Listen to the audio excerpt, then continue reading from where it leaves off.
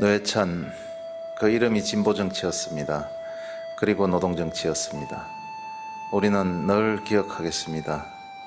그리고 그동안 함께 해주신 것에 대해서 감사의 인사드립니다. 대한민국 노동자들이 사랑한 정치인 노회찬, 고인의 명복을 빕니다.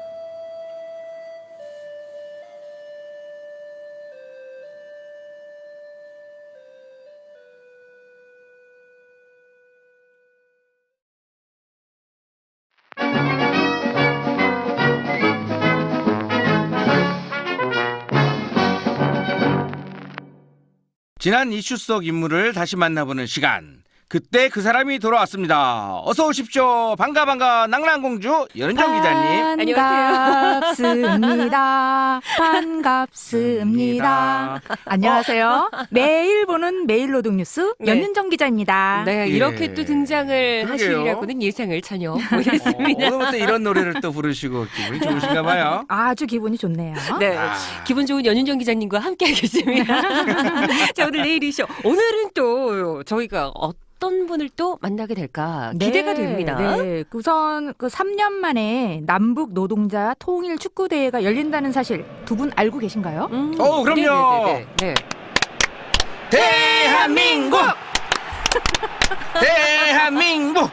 물론이죠. 와. 8월 10일부터 12일까지 그 서울에서 남북 노동자 통일 축구 대회가 개최되는 거잖아요. 네.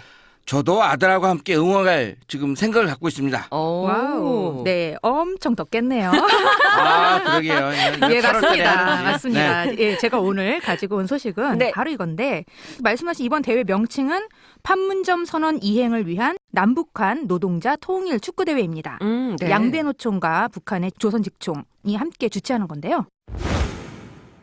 2018년 7월 10일 KTV 대한뉴스 한국노총, 민주노총, 북한 조선직업총동맹 중앙위원회의 합의에 따른 것으로 북측 참가단 80여 명은 서해 육로를 통해서 남한을 방문할 예정입니다. 조선직업총동맹 소속 노동자들의 방남은 지난 2007년 노동절 기념행사 이후 11년 만입니다. 남북 정상회담과 북미 정상회담 이후에 이어지는 또 하나의 빅 이벤트가 아닐까라는 생각이 드는데, 그때 그 사람에 대한 힌트일까요? 그렇죠. 네. 그러니까 이번 남북 노동자 통일 축구 대회가 열리는 것을 기념하는 의미로 네. 오늘 그때 그 사람은 북한 노동자 어디까지 알고 있니? 로 준비를 해봤습니다. 오늘의 주제 북한 노동자 어디까지 알고 있니? 그래서 이제 남북 노동자 교류의 역사도 알아보고, 그리고 한동안 우리가 잊고 지냈던 북한 노동자들의 현재 삶은 어떤지 두루두루 이야기를 좀 나눠보고자 합니다. 네, 좋습니다. 연 기자님, 우리가 지금 남한, 북한 이렇게 얘기하잖아요. 네. 이 북한의 정식 명칭이 뭐죠? 네. 조선 민주주의 인민공화국이죠. 조선 민주주의 인민공화국. 그러면 그렇죠. 조 소장님, 제가 방금 이제 그 조선 직총이 함께 양대 노총과 주최한다고 그랬잖아요. 네. 조선 직총의 전체 풀네임은 어떻게 되죠? 요거 제가 기억하고 있죠. 우리 배웠죠, 승주 씨? 조선 직업총동맹 맞죠? 네, 맞습니다. 네. 예. 제 아이 머리가 그래도 조금은 좋은 것 같아요. 네. 연 기자님, 네. 사실 한반도의 평화 분위기가 조성되면서 다들 어떤 변화가 올지 무척 관심이 크잖아요. 그렇죠. 네. 노동계도 굉장히 크게 이제 관심이 있고 네. 뭐 전체적인 분위기와 크게 다르지 않는데 네. 한국노총위원장도 정상회담 직후 그 6.15 공동선언 실천 남측위원회 일원으로 평양을 방문했었고, 이번 축구대회 개최를 위해 다시금 평양 방문을 했었거든요. 네. 그런데 사실 다들 뭐 교류라던가 협력에 대한 기대 한가득 품고 계시겠지만, 두 분은 또 잘 아실 수도 있지만 사실 북한, 특히나 북한 노동자에 대해서는 알려진 바가 거의 없지 않나요? 네, 맞습니다. 그리고 제가 봤을 때는 우리 둘이라고 해도 네. 사실은 북한 노동자에 대해서는 사실은 거의 모르시- 몰라요. 어. 모를 수밖에 없는 게 맞아요. 네. 저도 사실 네. 잘 몰라요. 네, 어. 왜 이유가 있어요. 지난 보수 정권 10년간 네. 그러니까 북한 노동 연구는 완전히 거의 공백 상태였고요. 그러니까 아예 연구 제가 이제 좀 취재를 해봤더니 네. 연구가 거의 이루어지지 않았더라고요. 그러니까 그러니까 이제 북한에 대해서 그리고 네. 북한 노동자들의 삶에 대해서 우리가 제대로 모르고 있기 때문에 이제부터라도 이제 이해하려고 네. 이게 노력이 필요하지 않나 생각하고요. 네. 특히 남북 노동자 교류의 상징 카드 같은 게 바로 이 통일 축구 대회거든요. 음. 그러니까 이제 이걸 통해서 점점 네. 좀 알아보는 시간을 좀 가졌으면 하네요. 네. 저한테 질문을 해주셔야 되는데. 아 그런가요? 네, 제 기다리고 있잖아요. 아, 저 긴장했잖아요. 죄송합니다. 그래서 네. 이 남북 노동자 통일 축구 대회 언제 처음 열렸는지 조 소장님 알고 네. 계신가요? 그냥 답하시면 되지. 뭐. 당연하죠. 1999년 평양에서 처음 열렸잖아요. 축구에 관심이 많으니까 그쵸. 뭐이 네. 정도는 뭐 다 알고 있는 거죠. 네.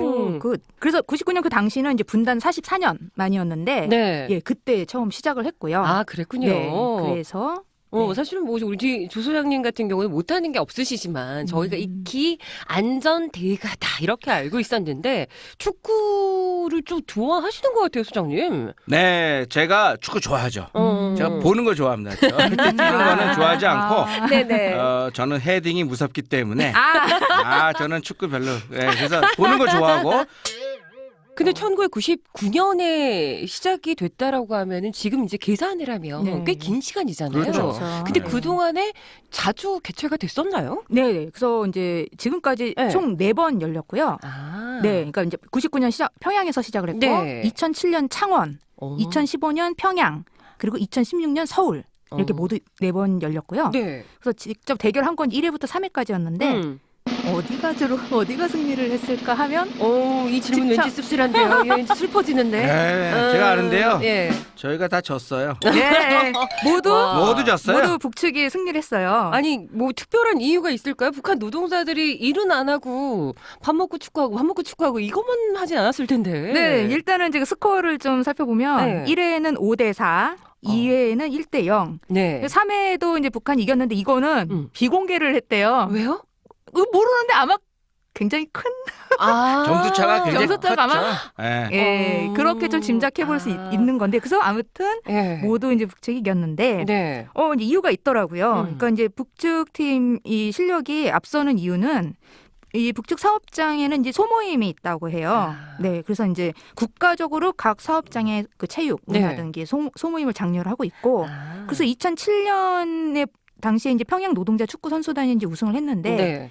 여기가 북쪽의 전국 사업장 축구 대회에서 1등을 하는 팀이다. 아. 그러니 네. 실력이 막강했겠네요. 막강했던 예. 거죠. 네. 제가 좀 뭐 노동계를 대변해서 조금 뭐 비겁하게 들릴지 모르지만 좀 변명을 하자면 네네네. 그 남쪽은 대회가 임박해서 이게 준비를 이제 했잖아요. 네. 그러다 보니까 급하게 예선전을 치를 수밖에 없었고 훈련 기간도 되게 짧다 보니까 네네. 그리고 이제 바로 또 출전을 하고 아. 이게 굉장히 이제 우리 일을 하는 노동자다 보니까 이 실력이 그렇게 뭐 뛰어나지만 이제 준비 기간 이런 게 좀 이제 좀 부족하지 않았느냐라는 짧았다. 생각이 들고 예. 또 우리는 축구보다는 네. 이 남북 노동자가 함께 한다는 그런 마음 가지고 나갔으니까 뭐 네. 승패 연연하지 않았다. 아. 우리는 게임에 어. 함께하는 그것에 네. 만족했다. 뭐 아. 이렇게 변명을 할 수가 있겠네요. 경기 결과보다는 함께 한다라는데 의미를 두자. 그렇죠. 예, 이렇게 또 소장님이 말씀을 해주셨습니다.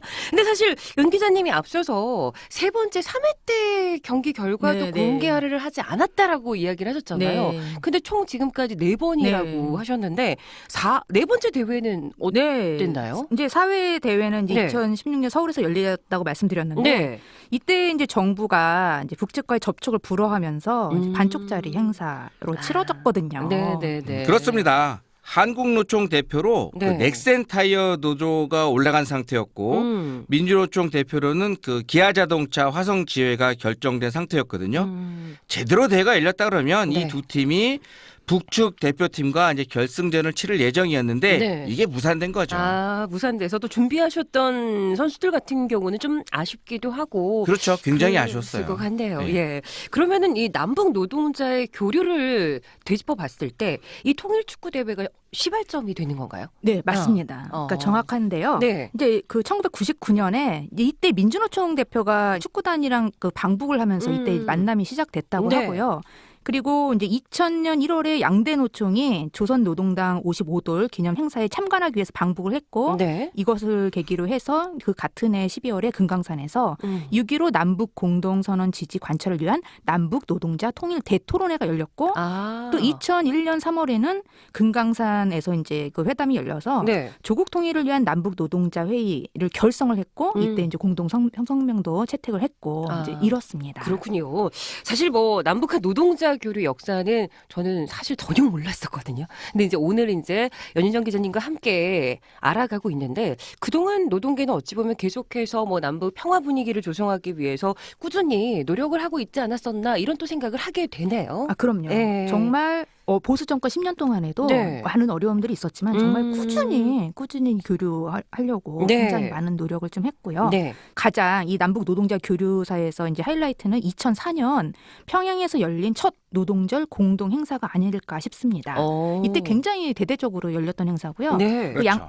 그래서 양대노총과 조선직총은 2004년 5월 1일 그 노동절이죠. 분단 55년 만에 처음으로 평양에서 노동절 공동 행사를 갖고 네. 남북, 북남 5.1절 통일대회 결의문을 채택을 했고요. 네. 이 이후부터 이제 꾸준한 교류를 이어오면서 아까 말씀드린 대로 쭉 했는데 2016년 통일축구대회가 이제 그렇게 이때가 이제 박근혜 정권 때잖아요. 네. 그래서 이제 불허하면서 뭐 그런 우여곡절도 굉장히 많이 겪었던 거죠. 그렇군요. 그때 이제 좌절이 된 거죠. 박근혜 네. 정권 때. 네, 그렇죠. 네, 네. 예. 그러다가 올해 이제 남북 정상회담이 이제 열렸는데 네. 어떻게 보면 그 남북 정상회담도 이러한 그 남북 노동자 축구 대회와 같이 이 남과 북의 노동자가 꾸준한 교류가 있었기 때문에 결국에 남북 정상회담도 이어지지 않았냐 이런 생각을 좀 하게 되고요. 그렇죠. 네, 네. 그렇죠. 예. 네. 그래서 북미 정상회담이 열리면서 이게 막혀 있던 남북 노동자 교류에도 물꼬가 트이기 시작한 거잖아요. 앞서 네. 이제 과거 보수 정권에서는 꽉 막아놨던 것이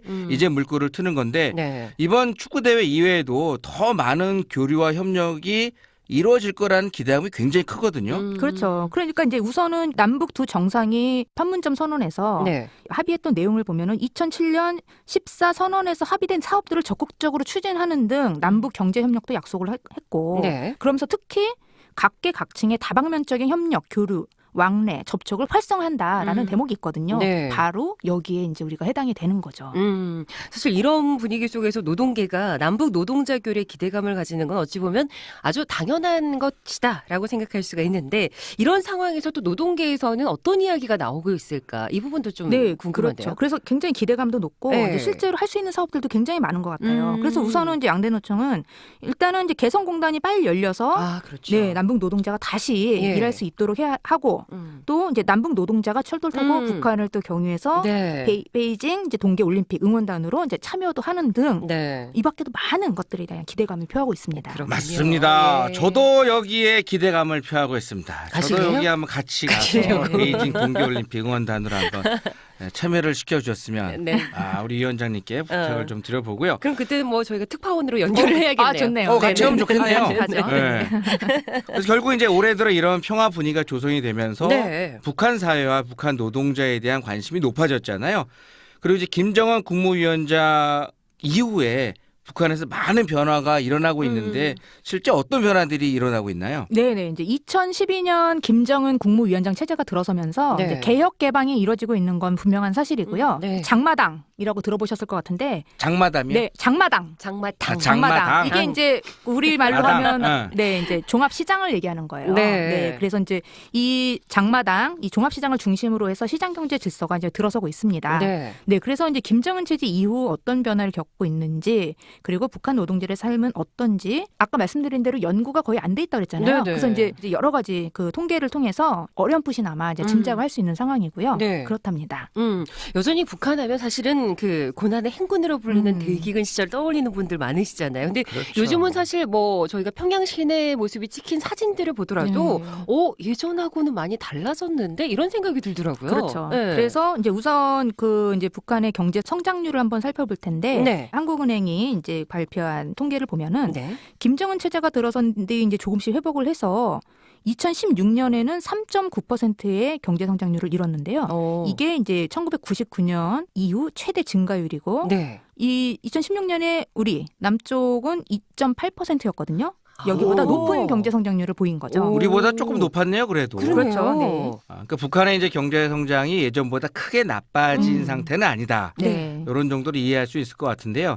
그렇다면 이제 김정은 시대의 경제 정책은 기존에 이제 여러 북한의 정책이 있을 텐데 그 정책과 어떤 차이점이 좀 있나요? 네, 그 김정은 시대 경제 정책은 이제 우리식 경제 관리 방법 그리고 사회주의 기업 책임 관리제를 통한 경제 개혁 확대로 요약이 되고요. 네. 이제 전문가 말씀을 좀 들어보면은 북한의 우리식 경제 관리 방법은 농업과 국유기업 개혁뿐만 아니라 사기업 사경제라는 경제 주체 범주에 큰 중요성과 의미를 부여하고 있다라고 평가를 하더라고요. 사기업이 등장했다 이렇게 봐도 되겠네요. 네. 그러니까 이제 북한의 신흥 부유층인 네. 이 사람들을 돈주라고 표현을 한대요. 돈주요. 네. 사회주의 체제니까 사기업은 안 되는데 사실상 이 돈주들이 운영하는 사회주의 모자를 쓴 네, 그 시장 그 기업으로 활동하는 기업 형태가 네네. 이제 북한에 존재를 하고 있는데 이게 이제 과거에 중국도 이제 개혁 개방할 때 중국에도 당시에 존재를 했던 예, 매우 중요한 역할을 한다고 하더라고요. 네네. 그리고 현재 이제 북한 경제를 이끄는 쌍두마차는 북중 무역과 이제 시장화라고 이제 그 전문가들이 짚고 있고요. 네. 그래서 2016년 북한의 전체 무역에서 중국이 차지하는 비중은 무려 92.5%에 이르고요. 네. 예, 그리고 아까 이제 그 시장화의 상징은 바로 이 장마당, 예. 그 종합시장인데 2016년 12월 현재 네. 구글어스로 이제 네. 다 체크를 해봤다고 하더라고요. 2018년 4월 22일 JTBC 뉴스 2012년 실질적으로 북한 정권을 잡은 김정은 위원장은 일부 사유재산을 인정하는 등 이렇게 경제 개혁 조치들을 추진했습니다. 효과는 있었습니다. 2016년 북한의 경제 성장률은 3.9%, 1999년 이후에 17년 만에 가장 높은 수치를 기록했습니다. 김정일 위원장 시절에 제한적으로 있었던 북한식 시장인 장마당은 이렇게 현재 전국에 500개가 넘는 것으로 알려져 있습니다. 휴대전화 사용자는 2016년 말 360만 대를 이미 넘겼고 현재는 500만 대에 육박하는 것으로 추정됩니다. 공장과 농장에서는 직접 일한 사람이 가져가는 성과물의 비중도 커졌습니다. 2년 전까지 북한 경제는 외형적으로 성장하는 모습을 보였습니다. 이게 구글어스로 다 체크가 되나 봐요. 네, 종합시장이 이제 위에 지붕이 네네네. 얹혀져 있는 네, 지붕을 이런, 보고. 네, 그걸 다 찾아냈다고 하더라고요. 근데 아까 승주 씨가 아까 좀 전에 얘기한 것처럼 네네. 사실 그 북한 그러면 굉장히 우리가 생각이 못 살고 그쵸. 막 그런 걸로 생각이 들고 네네. 과거 또 저희가 학교 다닐 때 배웠던 거는 공산 괴뢰군 네네. 막 이렇게 늑대로 표시되기도 했었는데 실제 북한 노동자들의 삶은 어떤 수준인지 여전히 우리가 과거 뭐 군사 정권 또는 보수 정권 시대에 배웠던 그러한 어떤 그 낙후된 삶을 살고 있는 건지 네. 아니면 이런 더 사회적인 변화에 영향을 받아서 조금 더 그 변화된 삶을 살고 있는 건지 많은 분들이 궁금해할 것 같거든요. 네, 대략적으로 소득 수준이 어떤가를 좀 보자면 네. 이제 통계청이 지난해 12월에 발표한 북한의 주요 통계 지표에서 조금 살펴볼 수가 있는데 네. 북한의 국민 총 소득은 36조 3,730억 원이었는데 네. 그 남한의 45분의 1 수준이었고요. 그리고 1인당 국민 총 소득은 146만 원. 이거는 남한의 22분의 1이었고요. 네. 그래서 1인당 국민 총소득을 월로 나누니까 12만 1,600원이더라. 꼭 이건 아니에요. 근데 네네. 이제 통계가 없기 때문에 대략 이렇게 살펴볼 수 있는데 이제 개성공단 임금으로 한번 좀 살펴보면요. 네. 2015년 기준으로 이제 최저임금이 70.4달러, 그리고 평균 임금이 141.4달러. 그리고 이제 그 사회보험을 다 포함해서 보니까 155.5달러더라. 그럼 우리 돈으로 하면은 뭐 이제 대략 나오잖아요. 그래서 이제 북한 내에서는 이 개성공단을 넘어서는 임금을 주는 데는 없다고 하더라고요. 그러니까 개성공단이 그런 거 많이 받은 거네요. 네, 여기서 이제 고임금인 거고. 그러니까 네. 아무튼 요 정도 사이에서 좀 형성이 되고 있는 게 아닌가라고 이제 대략적으로 짐작을 하는 거죠. 그 범주에서 좀 왔다 갔다 하는 네, 정도다라고 네. 저희가 네. 생각을 할 수가 있겠습니다. 그렇다면 이런 이제 소득을 얻기 위해서는 일을 해야 하는데 그렇다면 북한 노동자들은 주로 어떤 일을 하고 있을까요? 네네. 이것도 통계가 없고 그렇기 때문에 이제 북한 그 이탈 주민들을 대상으로 해서 이제 이쪽에서 여러 가지 실태 조사들이 각 기관에서 좀 이루어지고 있어요. 네. 그래서 이 결과들을 보니까 주된 수입 일거리가 이제 소매 장사 그리고 대거리 장사, 그러니까 이제 물건 사서 다시 되파는, 네, 그리고 뭐 외화벌이, 그리고 삭벌이, 돈 장사, 뭐 이런 순으로 나타났고요. 네. 그러니까 이걸 봤을 때는 이제 북한은 사회주의 체제잖아요. 네. 그런데 이런 사회주의 체제인 북한에도 자영업 같은 비공식 노동시장이 형성돼 있다는 사실을 알 수 있는 거죠. 네. 와, 여기 말씀하신 것 중에 네. 돈 장사가 네. 있네요. 네. 야, 네, 네. 아무래도 이제 북한의 경제 수준이 남한보다 굉장히 낙후돼 있잖아요. 그렇다면 이 북한 노동자들을 위한 복지 제도도 굉장히 미비하고 많이 좀 이렇게 떨어질 것 같은데 네. 실제로 어떻게 지금 이 복지 제도가 돼 있나요? 네, 그것도 어찌 보면은 우리가 또 이제 선입견을 갖고 있는 게 아닌가 싶은데 네. 제도상으로 보면은 상당히 잘 갖춰져 있어요. 네, 그래서 일단 뭐 남한의 이제 공적연금, 그러니까 뭐 국민연금, 특수지연금에게 비교를 하면은 네. 북한의 공적연금은 노령연금, 유가족연금, 제대군인 생활보상비가 있고 그리고 고용보험 성격의 실업보조금은 개성공단, 경제특구기업과 외국기업에 적용이 되고 네. 그리고 산재보험 성격의 북한 사회보험은 폐질련 휴일금 그리고 노동능력 상실연금이 네. 있고 의료보장은 우리는 이제 건강보험을 통하지만 북한은 사회주의 체제잖아요. 무상치료제. 예, 다 무상으로 이제 치료제를 이렇게 무상으로 치료하고 있다고 하고요. 네. 네. 사실 뭐 저희가 경제 소득이 다르기 때문에 네. 그 소득 자체가 다르기 때문에 단순 비교를 할 수는 없겠습니다만 그래도 저희가 생각하고 과거에 봐온 모습들과 비교했을 때는 훨씬 더 제도가 좀 안정화돼 있다 이런 생각도 좀 들어요. 그러네요, 진짜. 네. 이게 뭐 무상치료제도 돼 있고 굉장히 여러 가지 그 복지 제도가 다 갖춘 걸로 보여요. 네, 그러니까 이제 이것도 뭐 이제 저희가 자세하게 모르니까 네, 네. 그렇긴 한데 이제 적어도 제가 취재를 하고 뭐 여러 가지 자료를 보면은 북한은 이제 지금 개혁 개방을 하고 있지만 네. 그래도 이제 사회주의 체제잖아요. 그러니까 그래서 무상 치료제만큼은 그러니까 국민들에게 이제 무상으로 그 치료하는 이 제도만큼은 네. 반드시 유지하겠다라는 이것만큼은 확고하다고 하더라고요. 네. 그러면 여성 노동자 복지 같은 경우는 좀 어떻습니까, 연 기자님? 네, 저도 좀 깜짝 놀란 대목인데 네. 이게 여성 노동자 복지는 굉장히 획기적인데, 예, 2015년 6월에 이제 사회주의 노동법을 수정을 해서 여성 근로자 산전 산후 휴가 기간을 기존의 150일에서 산전 60일과 산후 180일을 더 추가한 거예요. 그래서 총 240일로 확대를 했다고 하더라고요. 네. 네, 그래서 이제 이게 배경이 뭐냐면 여성 노동자에 대한 제도적 배려 그리고 더불어 출산율 상승을 유도하기 위한 정책적 의도가 있다라는 분석입니다. 이 제도는 네. 우리나라보다 낫네요. 이건 훨씬 낫죠. 네, 240일. 네. 그러게 우리나라 여성 노동자들이요. 네. 이 북한에서 지금 하고 있는 이 제도를 네네. 남한에도 시행해달라고 요구해야겠네요. 북한도 하고 있는데 왜 우리 못할 것도 없죠. 네. 사실 북한 노동자가 어떻게 사는지 네. 많은 정보를 얻을 수 없는 게 우리 현실이잖아요. 제대로 정보도 알려주지 않고 뭐 알 수 있는 길도 별로 없었는데 그래도 이번 시간에 우리 연정 기자님을 통해서 새로운 정보들 접하고 나니까 네. 뭔가 조금 더 북한하고 가까워진 느낌 이런 느낌 많이 들거든요. 맞아요. 사실 저도 아무것도 모르는 상태에서 이제 연정 기자님의 설명을 들었었잖아요. 근데 뭐 설명을 들으면서 그동안 남북 노동자가 뭐 어떤 방식으로 교류를 했었고 지금은 또 어떤 일에 종사하면서 어떻게 살고 있다 이런 이야기를 드니까 통일을 우리가 준비하는 입장에서도 조금 더 가까워진 듯하고 더 많이 좀 알았으면 좋겠다라는 바람도 드네요. 맞습니다. 네, 저도 사실은 이제 이 이슈를 좀 준비하면서 네. 더 많은 관심을 갖게 된 거예요. 네, 그래서 네. 앞으로 저도 이제 꾸준하게 계속적으로 저도 추적을 좀 할 거고요. 네. 그래서 이제 남북 노동자 간 더 많은 이해를 위해서는 더 많은 연구와 교류, 협력이 좀 필요하다고 보고요. 네. 그래서 더 다양하고 더 규모 있고 더 네. 내용 있는 상호 교류로 이어지기를 기대해 봅니다. 야, 그나저나 네. 그 우리 연 기자님 그 세상 좋을 때 이거 하신 거예요. 옛날 같아서 북한 이거 관련 조사하면은 못하죠. 국가보안법으로 잡아가셨어요. 그런가요? 잡아갔어요. 네. 축하드립니다. 우리가 이제 남과 북의 노동자가 이렇게 교류하는데 네. 우리 팟캐스트 방송도 남과 북의 노동자가 함께 할 수 있는 네. 그날이 빨리 왔으면 좋겠습니다. 네. 네, 저도 그렇습니다. 네, 그럼 낭낭공주 네. 연은정 기자님 네. 평양 특파원을 기대하면서 네네. 이 시간 보내드리도록 하겠습니다. 네, 네. 오늘도 고맙습니다. 네, 안녕히 계세요. 네, 안녕히 가세요.